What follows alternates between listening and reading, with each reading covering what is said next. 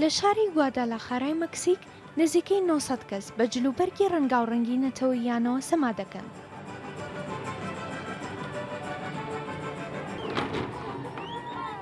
سەماکاران دەیانەوێت ڕیکۆردی جیهانی گەورەترین سەمای فۆلکلۆری بشکێنن.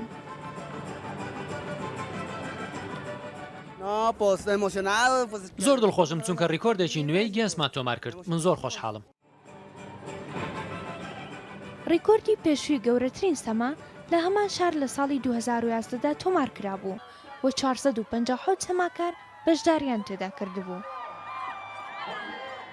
بۆ ئەم ڕێکۆردە نوێ سەماکاران لەسەر مۆسیقای ماریاچی مەکسیکی سەمایەکی فۆلکلۆریان بۆ ماوەی 5 جار لەسەر یەک دووبارە کردەوە. زۆرینەی سەماکارەکان لە چینی گەنجان و لە فەرگە تایبەتەکانی سەماوە بەشداریان کردووە.